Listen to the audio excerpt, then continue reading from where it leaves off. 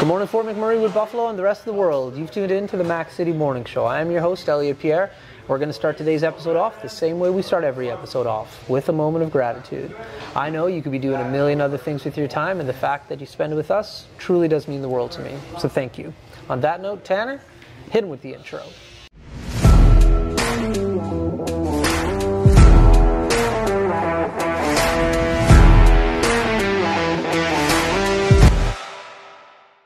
How's it going, you guys? It's Jake White, JJW, coming at you from Norrell Toyota in Fort McMurray. Just wanted to say hi and come on down, check the place out. Hi, my name's Richard. I'm the service manager here at Norrell Toyota. Hi there, I'm Adam. I'm here at Norrell Toyota. I'm a product advisor. Hi, I'm Cass. I'm the appointment coordinator. Happy to help you. Hey, it's Keith Simpson here. I'm the general manager of Norrell Toyota, soon to be Fort McMurray Toyota. Pretty excited for our new dealership. As you've seen, you met all my staff. These guys are all my family. We're here to take care of you. Come on down and be part of our family. And we are back. Big shout out to Norrell Toyota. Thank you very much for your ongoing support. We really do appreciate it. And as everybody knows, I do not introduce my guests because they can do a better job at that than myself. So sir, can you please tell everybody at home who you are and what you're about? Hi, yeah, my name is Jeremy Conway. I've been living in Fort Mac since roughly '09, father of two, heavy equipment operator. I'm a part of an amazing organization. Chapter here in Alberta is Alberta Bearded Villains. We're in almost 40 countries spread across the world. And we're into community outreach, nonprofit work, and just to kind of break the stereotype of I look like I should pillage a village, but I'm, you know, I don't want to see somebody go hungry. I want to help a person in need. And that's what we're all about, you know. There you go. So tell me a little bit about this organization. So, as an organization as a whole, Bearded Villains have been a global organization since 2014, started by a fellow in California. Okay. We spread across the world. There's a chapter in almost every state in the United States. There's a chapter in almost every province. So there's, I believe, 2 in Vancouver, or sorry, in BC, 1 in Alberta. Saskatchewan used to have 1, but they're not anymore. Yeah. Then there's Manitoba. There's 3 in Ontario, 1 in Quebec, and 1 in Nova Scotia that encompasses all the Maritimes. Okay. So it's literally like to whatever we can Yeah. to help. Yeah. Like, you know what I mean? Like, again, to break that stereotype of, like I was telling your homeboy earlier, that, you know, we want to redefine, don't judge a book by its cover. Yeah. Like, you know what I mean? Everybody is so straight to judge somebody because why? Because I stand over 6 feet and I got tattoos? Yeah. That don't mean, like, how many people that look like me would help you quicker than somebody in a 3-piece fucking suit? Yeah, 100%. 100%. No, that's just facts. You used to wear a 3-piece suit all the time. But, Yeah, and I help nobody. No, but you know what I'm saying? Yeah. No, legit. You know what I mean? They'll pass by somebody that's broke down on the road. They We won't. literally were having this conversation earlier. So, like, I'm useless, right? I'm completely useless. Okay. Like, when it comes to, like, cars and stuff. Yeah. So when I see somebody, like, on the side of the road, I'm always like, I feel bad, but I offer no help. And then this guy was just like, what are you talking about, man? Like, you could pull over, use their phone. Maybe they just want to chat. Maybe That's it, man. Like, there's so much you could do. I'm like, son of a gun. And I'm like, I got to start pulling over more often. And you used to wear a 3-piece suit all the time. That's right. But even in that brief moment, like, you know what I mean? Like, we run majority of our organization across all of it on an online app. It's called Line. So there's a bunch of different, whether you're a horror movie fanatic, we got chapter groups or chat groups for that. Yeah. There's even one in there for like a mental health thing, brothers helping brothers. Yeah. So no matter whether you're down, somebody just needs that kind word sometimes to get through that next day. Yeah. You know, they need 5 minutes of kindness or 5 minutes of a positive word. That's right. Just to make that day better than what it was. Yeah. And that's what we're all about. No matter whether you're a member or not, you need help. That's right. How did you find out about this organization? I found out through a friend of mine that I have in Oregon, south of us here. Yeah. And he started the process when we met a few years ago. Seemed really interested. Yeah. And I jumped on the train, and it took me about 6 months to kind of started to basically become a full member. Structured like bikers. Yeah. So I mean, terminology's changed just because we didn't want to show the respect to the boys that done their thing. Yeah. But so you still got to go through, like, you start off as a hopeful, and then you go to support, and then basically full membership. So it's whatever we can do to help in the communities that our chapters are close to or in. Like the last big thing that my bro's done down south. They done the Walk for Life down in Lethbridge. Yeah. There a couple months ago was the last big event. Right. So unlike other chapters where they're pretty close knit, unfortunately right now I got guys all the way down towards Medicine Hat and I'm all the way in Fort Mac. So we do a lot of stuff right now virtually and stuff like that, but when we can get together, like we done our 4-year meet in Calgary back in November, and just kind of got together and broke bread, and like, you know what I mean, like brothers would, right? That's now cool, we're in the process of picking some charities and stuff that we can support throughout the rest of the year. Yeah, very cool. So to me, for me personally, like I was describing to your friend a little while ago, my kids asked me once what it was like to be a villain, and I told them no matter where they go in the world, if there's a villain close to them, it's like having me next to them. That's right. Band of Brothers. Exactly. That's straight up what it is. And one cool thing about it too is if we traveled anywhere, if I reached out to villains, they'll show you the cool spots to eat, the touristy stuff, even stuff that's probably not on the tourist. That's like, you know what I mean, right? That's what you want. Exactly. So during COVID a few years ago, my 2 sons that lived in Ontario, my oldest lives here with me now, I decided to travel across Canada due to COVID. I didn't want them flying like everybody, right? You know, we were all kind of nervous, so I decided to drive to get them. Yeah. And I put it in one of the groups that I was traveling across Canada, and every province I crossed through, I met villains and took that minute and just had that brother embrace of. That's right. You know what I mean? So yeah, man, That's awesome. it's a big part of my life, and I mean, you know, my kids see it and everything like that, and just again trying to break that stereotype of I get the way we look, but it doesn't mean that's who we are. That's right. That's right. You know what I mean? It's one of those things. Like I used to be in human resources, and I'd have to hire all types of individuals, tattoos, women, men, you name it. And I went to this conference one time down in Chicago, an HR conference. So you're talking about like thousands of like HR professionals. And on the questionnaire, it asked about tattoos and like how that made you feel from an interview standpoint, like right off the bat.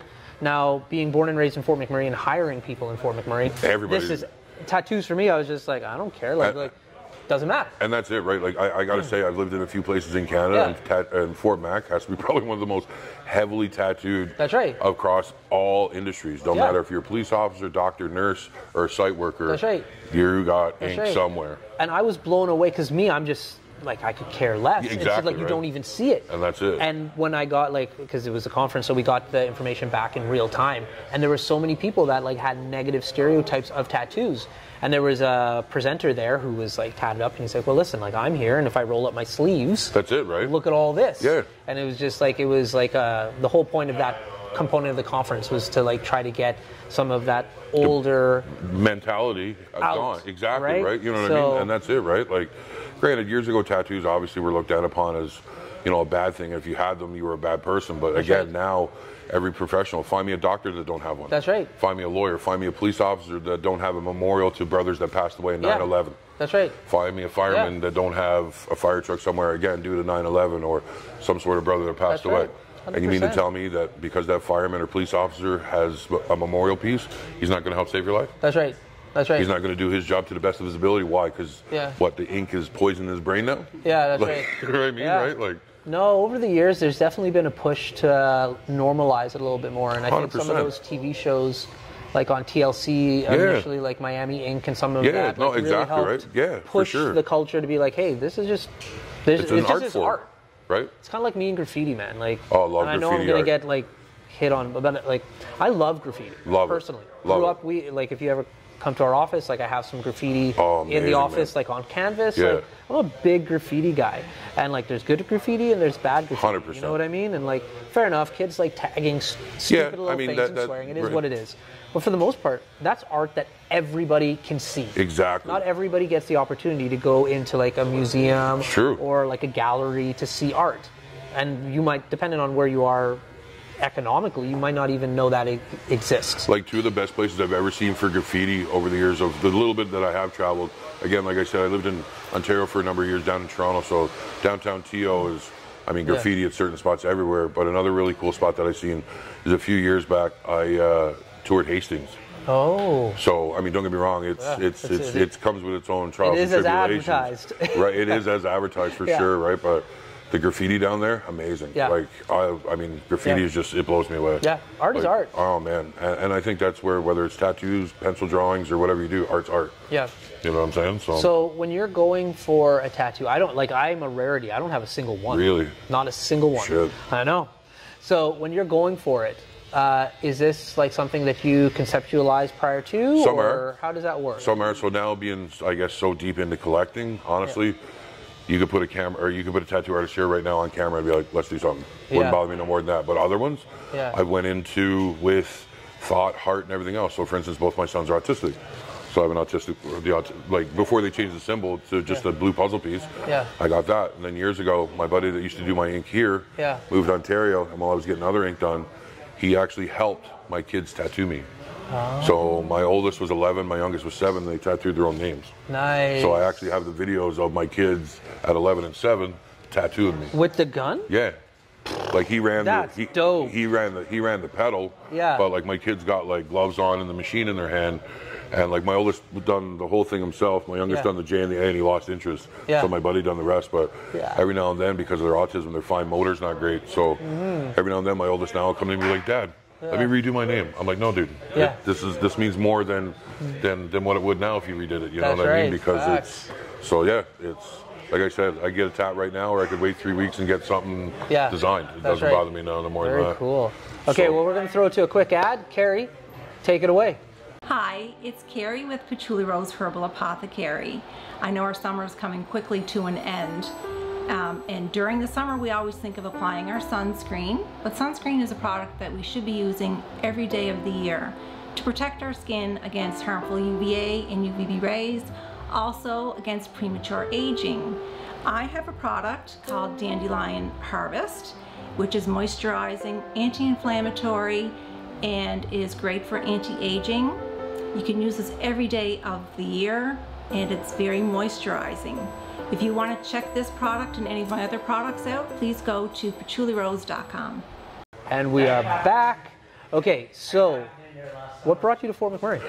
In all honesty, my stepdad offered me a job. I was doing heavy equipment in Ontario at the time. And he offered me a job plowing snow when I got winter layoff. Okay. Ran into a bunch of my buddies. I went to school at home. Where was this? Where I was living in Ontario was Barrie. Okay. Just north of Toronto. And he offered me a job here plowing snow in the wintertime. Ran into a bunch of my homeboys that I went to high school with back in Newfoundland. They told me about site. I'd never heard about it. Showed me the pictures of what they were doing, and been here ever since. That's cool. Got hooked on the tar sands, man. And there you go. I mean, it's the biggest and baddest equipment that you can run. So every little boy's dream is to do that now, right? You know. When you first go out there and you see these big trucks and these heavy pieces of equipment, it's like doesn't even make sense. No, it doesn't even. No, it doesn't. And I was probably out there for a few months before I really got a scale to like really. I'm like, oh my God, I'm a fair size. Because I was passing by a set of B trains hauling fuel. Everybody knows what they are. They see them on the highway all the time. That's right. I passed one in the highway, or I passed one in the haul road, and I looked down on it. I'm like, oh my God. That's right. Massive. That's right. That's when it really dialed into like, now I don't, I mean, I've been doing it so long now, it doesn't even bother me, but that's right. Still when I get like a new trainee or something like that, they're like, oh my God, we're huge. I'm like, it's. I remember I was 18 and I got a summer job out at Thickwood, and just this huge truck drove by, and I was just like, what? It was like looking, the equivalency of looking at a dinosaur. Literally. And that's exactly it. Like a few months ago, middle of the night, I went to pull into one of our brake shacks, and a haul truck passed by me as I was sitting in the pickup, big wall of tire. And I was like, oh my God, like it dawned on me. I was like, somebody in the regular world would be like, oh my God. To me, it's like, meh. Like, you know what I mean, right? It's, bro, it's amazing, and I love it. It's, I mean, I couldn't picture myself doing anything else now. Now, you got a sick beard, and we are at the barbershop, Thickwood Barbershop, next to the Black Horse. Best place in Fort Mac, man. So when did you start coming into Thickwood Barbershop? I've been going to Ali as a barber when he was in Gregoire. No shit. So that's Dayton. That's back in the day. Wow, okay. So like when he was that, like 3 or 4 guys back there, and then I, progressed up here, whatever that, and I left for a couple years, and since I've been back, is my man. Yeah, man. Everybody that, on site is like, where do you get your beard done? I'm like, dude, you getting your beard done? That's the Thickwood Barbershop right there. That's right. You know what I mean? You want a good, proper, it's Thickwood. Straight up, through and through. Yeah, it's so true.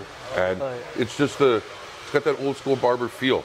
Whether we talk sports or you're busting somebody's balls or whatever, it's it's that old school barber way. And you know what I mean? You pay money just for the experience and the atmosphere.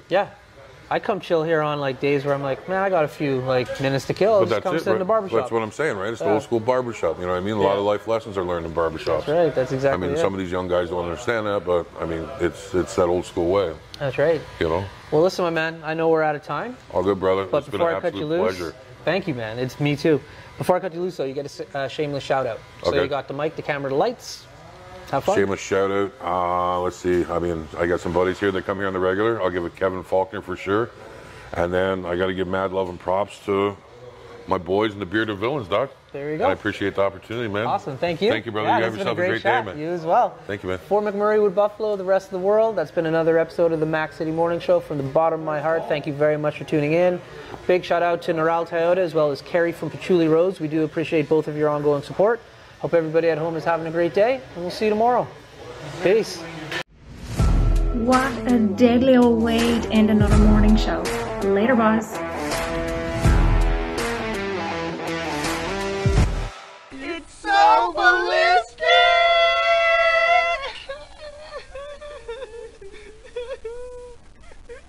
Talk about quenching your ugly thirst.